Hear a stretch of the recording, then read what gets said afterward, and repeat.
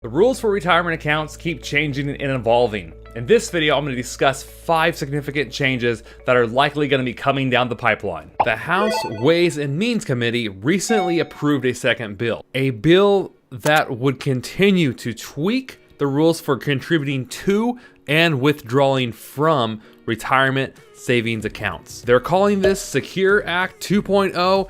Believe it or not, it's already been about 2 years since the original Secures Act passed. And just like the first Secures Act, Secureact 2.0 really aims at further enhancing people's ability and accessibility to access and contribute to retirement accounts. The government really wants to see greater participation from people like yourself saving for retirement, and they're just not seeing that. So with this new Secures Act, the version 2.0, I think you're really gonna see how they're trying to make that easier for you and trying to incentivize you to participate. To be clear, I'm not saying you should or shouldn't, and that's up to you, but I think that's what they're after here. As of this moment, this is something that is expected to pass in 2021, but if not this year, then we're looking at 2022. Knowing that this is likely going to pass, let's talk about some of the most significant ways this is going to affect retirement contributions and retirement withdrawals in the future. Number 1, the proposed legislation would again raise the age to begin taking RMDs. If you don't know what that is,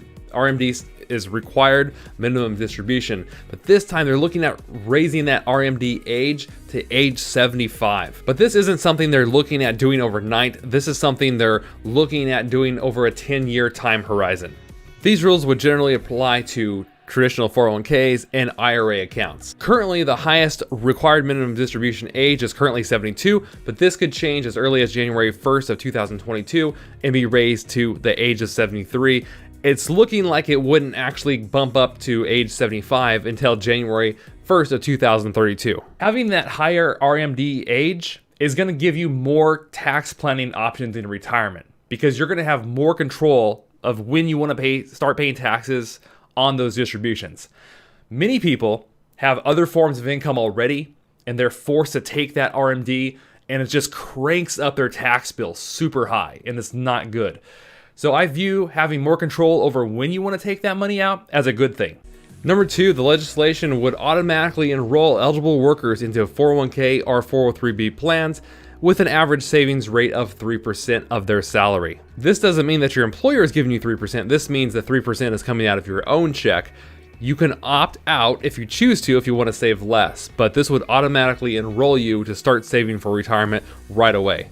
And once enrolled, for enrolled workers, the contribution rates would automatically increase each year by 1% until the contribution of the employee's salary reaches the level of 10%. Before we move on to number 3, let me know in the comments, how do you feel about being automatically enrolled in one of these retirement savings plans? For me personally, if I'm coming fresh out of college with student loans, or I'm thinking about saving for a house, I'm probably opting out, but that's just me. The third change is going to allow workers to contribute even more to their retirement savings account.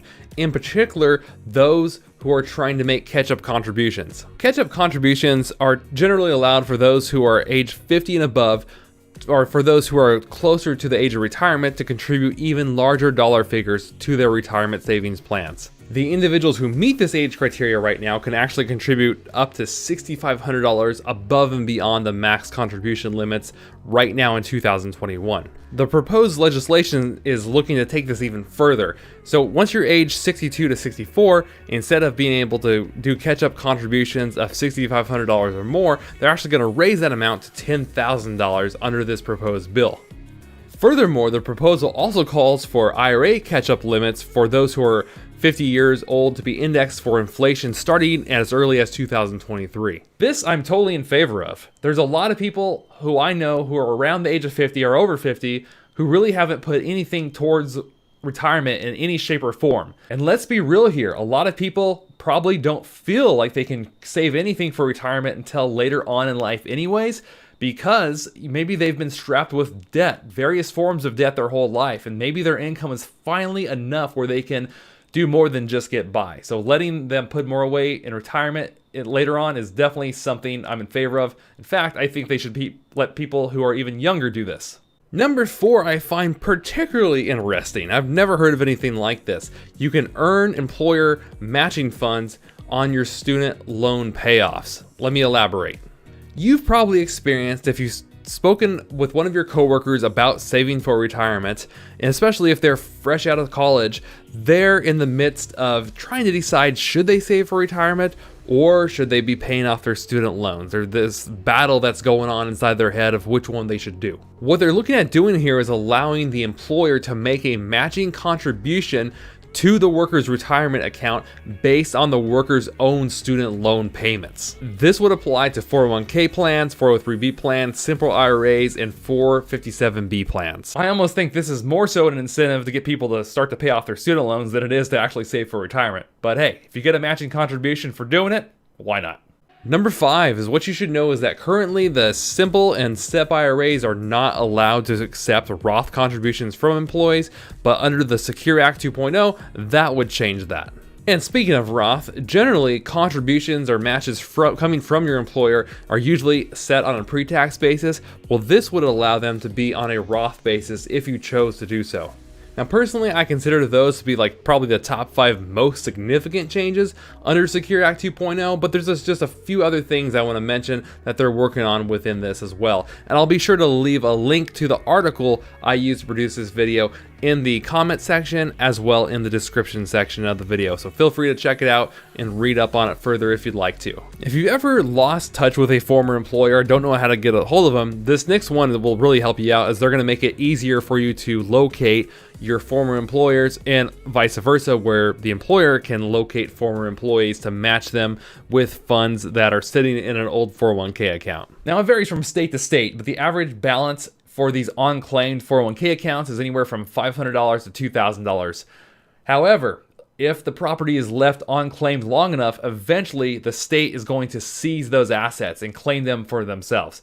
If you have one of these accounts out there somewhere from a former employer, contact them, make sure you get a hold of those funds and transfer that into an IRA so that you can keep the money and not give it to the state. Now, if you're someone who works part-time and has had difficulty being eligible to participate in one of these retirement plans, they're going to cut back on some of the rules there in order to allow you to participate a little sooner than you normally would. If you're somebody who has a 403b plan, you're generally limited to just mutual funds and annuities, but this is going to widen your investment selection to collective investment trusts, something to watch for.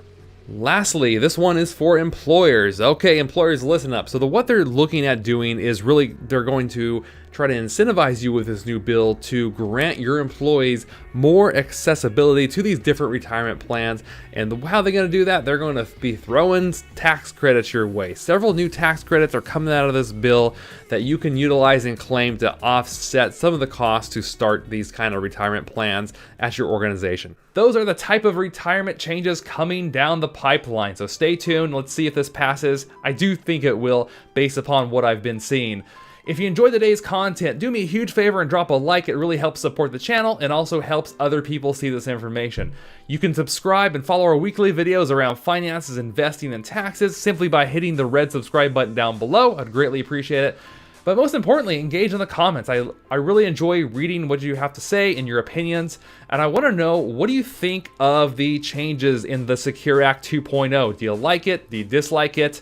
Let me know your thoughts. All right, well, you know what to do. Go have yourself a wonderful week, and I will see you all in the next video. Live life uncaged. Peace.